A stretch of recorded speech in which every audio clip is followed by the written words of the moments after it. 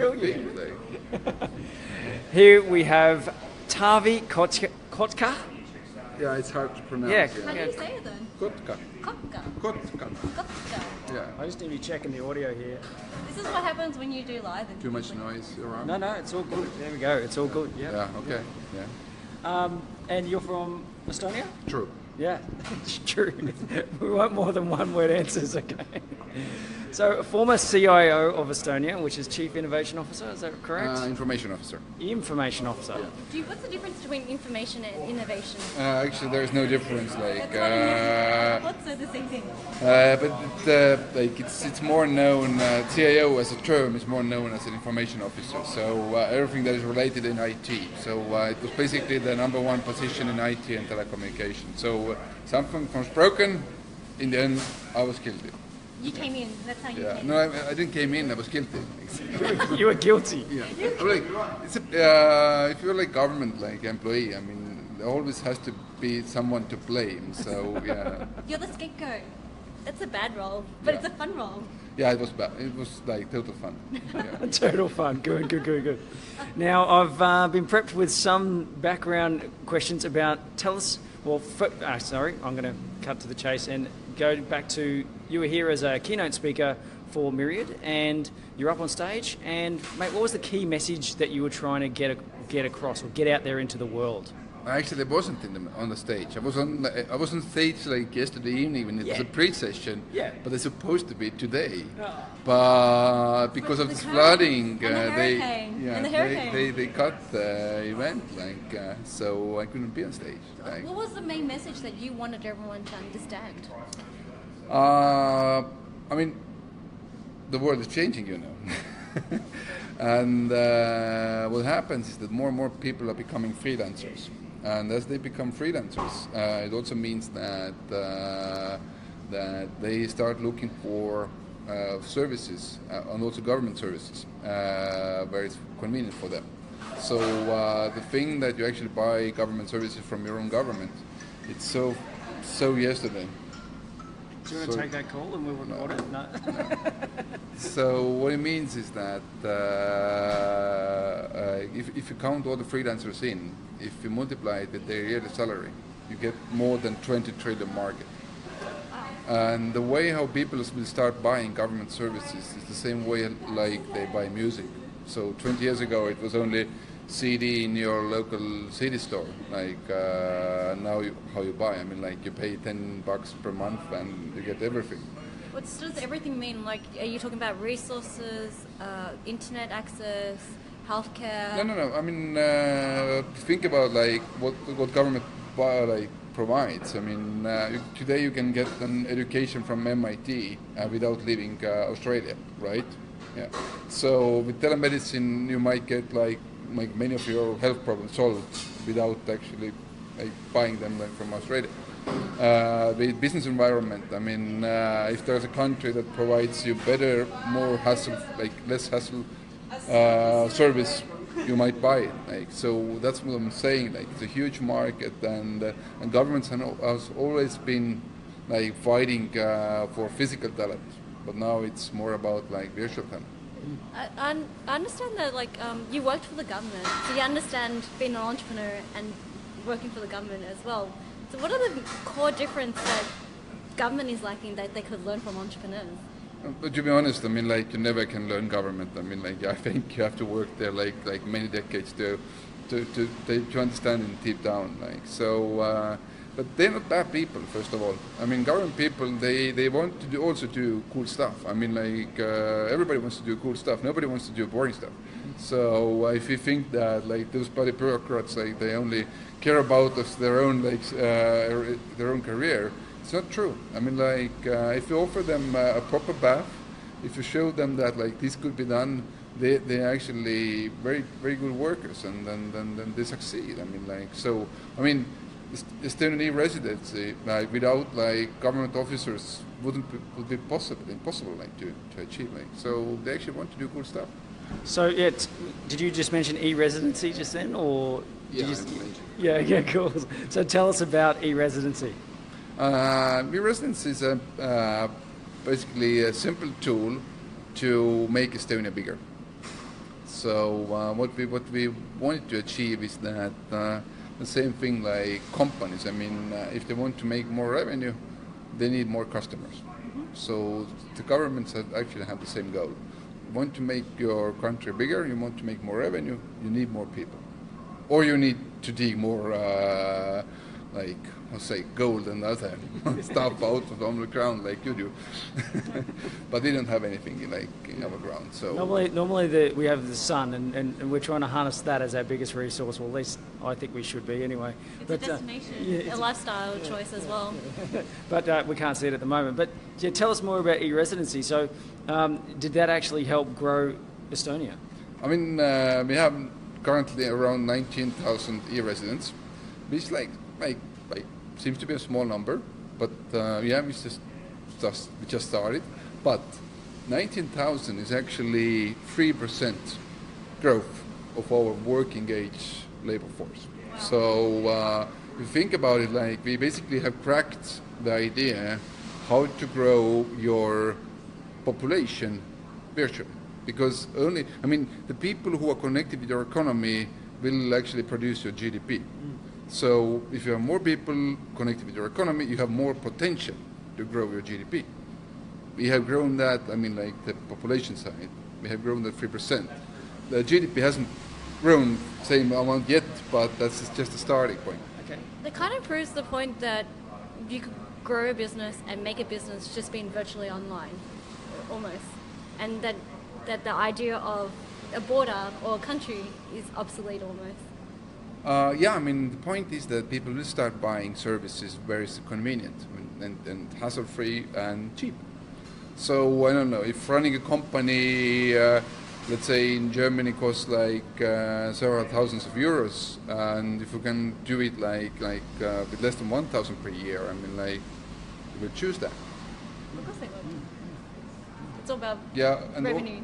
And it's also, Estonian running a business in Estonia means that you can run it location independently. So if today you live in Australia, tomorrow you're in Bali, next month in UK, all good. You can still be in business because we have digital signature. All the private sector and public sector institutions, they provide the services location independently. So you can be a global citizen and at the same time still run a business.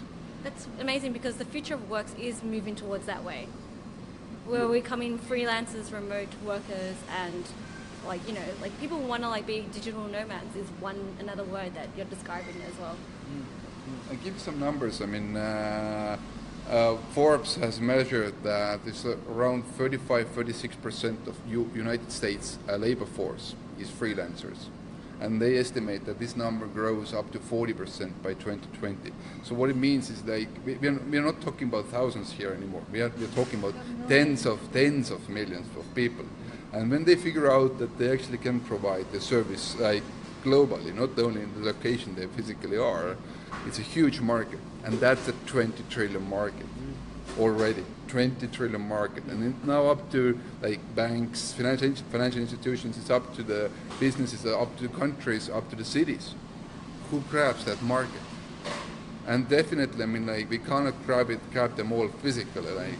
But the thing that you will have, for example, an Estonian e-residency, Dubai e-residency, United States e-residency, that will be a new normality. The thing that you actually have the best possible solution for your business globally, and you have several of them, choices, that's the new normality. You don't get your news from the one source only, or you don't buy your music on one source only. It depends, what's your taste and what's your mood.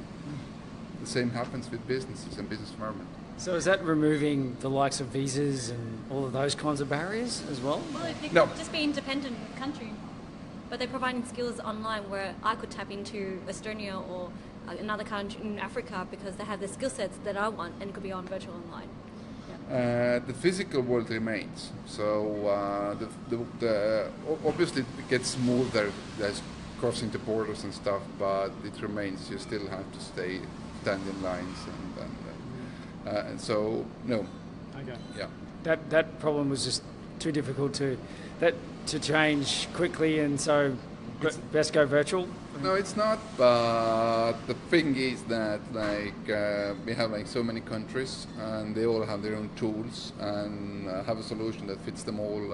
It's just impossible to agree. So basically, what we will see is that there will be physical layer as we see today, and there will be virtual layers.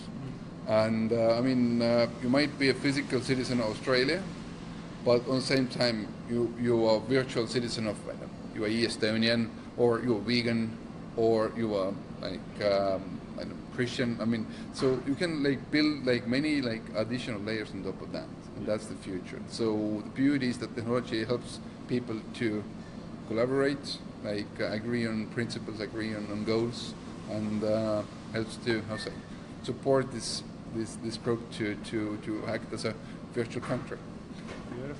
Beautiful. So I understand, this obviously is storing a lot of people's personal data. This e-residency program, is it, or is it just more like a no? I think your local bank or Telstra has more information about you than we store about you when you become an Estonian resident. The only thing you have to give us is biometrics, because we run database, we run the search on background to see if you are a terrorist or something.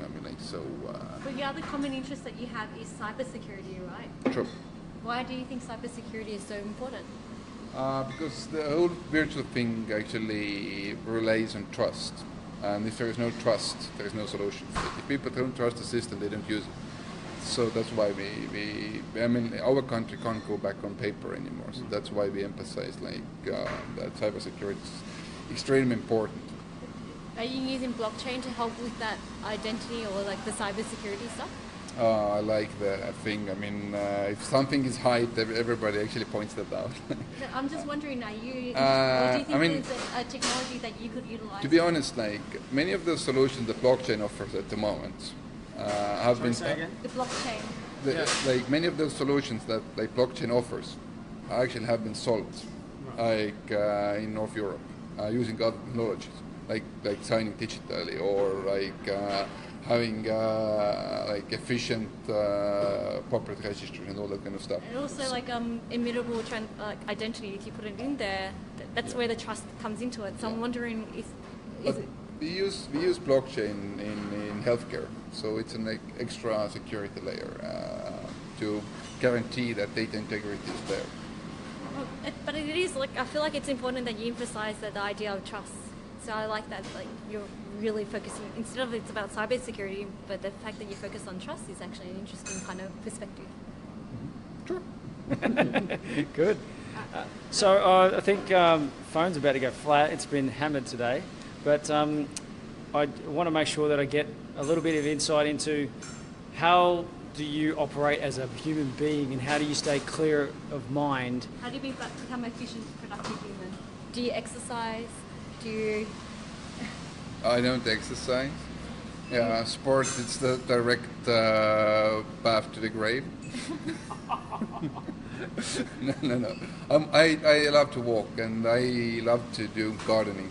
So that's my hobby. Is it a way to help you just chill out? Is that what you do? Because it sounds like you have a lot of business going in for you and a lot of information going for you. How do you deal with overwhelming information?